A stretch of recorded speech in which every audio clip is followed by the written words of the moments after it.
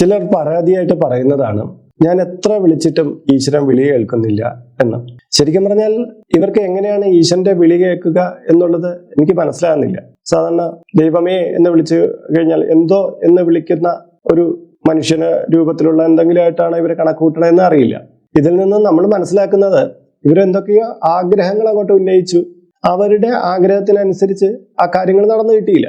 ഇപ്പം 100 പേര് ഒരു ടെസ്റ്റ് എഴുതാൻ പോകുന്നു. ഈ 100 പേർക്കും ആ ജോലി കിട്ടണമെന്നാണ് ആഗ്രഹം. അതിന് ഒരു വേക്കൻസിയേ ഉള്ളൂ. ഈ 100 പേരും ദൈവത്തെ വിളിച്ചിട്ടാണ് പോകുന്നത്. അപ്പോൾ അതിൽ ഒരാൾക്കേ കിട്ടാൻ ചാൻസ് ഉള്ളൂ. ആ ഒരാൾക്ക് കിട്ടി. അപ്പോൾ 99 പേരും പറയുകയാണ്, ദൈവമേ ഞാൻ വിളിച്ചിട്ട് അങ്ങ് കേട്ടില്ലല്ലോ, ആ ഒരാളെയല്ലേ വിളിച്ചത് കേട്ടിട്ടുള്ളൂ എന്ന് പറയുന്നു. ശരിക്കും പറഞ്ഞാൽ അവിടെ ദൈവം എന്താണ് ചെയ്യേണ്ടത്? ഒരാൾ കൂടുതൽ പ്രാർത്ഥിച്ചു, പക്ഷെ അയാളെക്കാളും കഴിവ് ഉള്ള ഒരാൾ വേറൊന്നുണ്ട്, എന്നാൽ അവന്റെ കഴിവുണ്ടെങ്കിലും ഇവൻ കൂടുതൽ പ്രാർത്ഥിച്ചു എന്ന് പറഞ്ഞിട്ട് ഇവന് കൊടുക്കണം. അങ്ങനെയല്ല. ദൈവം നമുക്കൊരു കാര്യം നൽകുന്നത് നമുക്ക് അർഹത നോക്കിയിട്ടാണ് തരുന്നത് കേട്ടോ. നമ്മൾ എത്ര പ്രാർത്ഥിച്ചു എന്നുള്ളതല്ല, നമുക്കതിന് അർഹതയുണ്ടെങ്കിൽ ദൈവം തന്നിരിക്കും. അർഹതയില്ലാത്ത ചില കാര്യങ്ങൾ നമ്മളിൽ നിന്ന് മാറ്റി നിർത്തുകയും ചെയ്യും.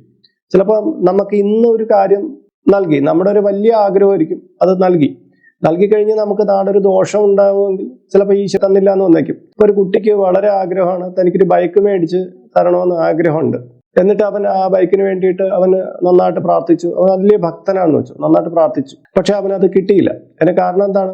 ഇവന് ചിലപ്പോൾ ഈ യാത്രയിൽ, ഇവൻ ഈ ബൈക്ക് ഓടിച്ചു പോകുന്ന യാത്രയിൽ അവന് വലിയൊരു അത്യാഹിതം സംഭവിക്കാനുണ്ട്. അവന് ചിലപ്പോൾ ജീവൻ നഷ്ടപ്പെട്ടു പോകുന്ന ഒരു അവസ്ഥ ഉണ്ടാവാം. അവന്റെ ഇച്ഛയ്ക്ക് അനുസരിച്ച് ഭഗവാൻ കൂടെ നിന്ന് കഴിഞ്ഞാൽ അവന്റെ ലൈഫിനെ അത് നശിപ്പിക്കുന്ന കാരണമാകും. അപ്പോൾ നമുക്ക് ഇപ്പോൾ നല്ലതെന്ന് തോന്നുന്നു, നമ്മുടെ ഒരു ആഗ്രഹമായിട്ട് ചില കാര്യങ്ങൾ തോന്നുന്നു, അതിനു വേണ്ടിയിട്ട് നമ്മൾ ഈശ്വരനെ പ്രാർത്ഥിക്കുന്നു. പ്രാർത്ഥിച്ചിട്ട് കിട്ടിയില്ലെങ്കിൽ ഈശ്വരനില്ല, ഈശ്വരൻ എനിക്കൊന്നും തന്നില്ല, ഈ ഈശ്വരൻ കൊള്ളില്ല എന്നൊക്കെ പറഞ്ഞ് വിലപിക്കുന്നത് ഭക്തരുടെ ലക്ഷണമൊന്നുമല്ല. ഭക്തൻ മനസ്സിലാക്കേണ്ടത് നമ്മൾ ആവശ്യപ്പെടുന്നതല്ല ഭഗവാൻ തരുന്നത്, നമുക്ക് അർഹതപ്പെട്ടതാണെന്ന് മനസ്സിലാക്കുക. നമ്മളുടെ ആവശ്യങ്ങൾ നമ്മൾ ഉണർത്തിച്ചു കൊണ്ടേയിരിക്കുക.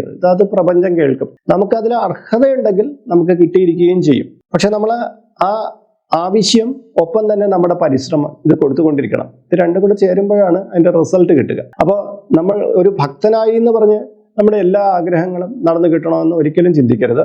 നമുക്ക് ഭക്തനായിരുന്നു കഴിഞ്ഞാൽ നമുക്ക് അർഹതപ്പെട്ടത് ഗുണപരമായിട്ട് നമുക്ക് തരികയും നമ്മളെ പ്രയാസങ്ങളിൽ നിന്നും പ്രശ്നങ്ങളിൽ നിന്നും ഈശ്വരൻ രക്ഷിക്കുകയും ചെയ്യും. അതാണ് വേണ്ടത്. ആഗ്രഹിക്കുന്ന എല്ലാം നേടിത്തരുന്ന ഒന്നായിട്ട് ഈശ്വരനെ ഒരിക്കലും കാണരുത് എന്നുള്ളതാണ് ഇതിൽ പറയുന്നത്.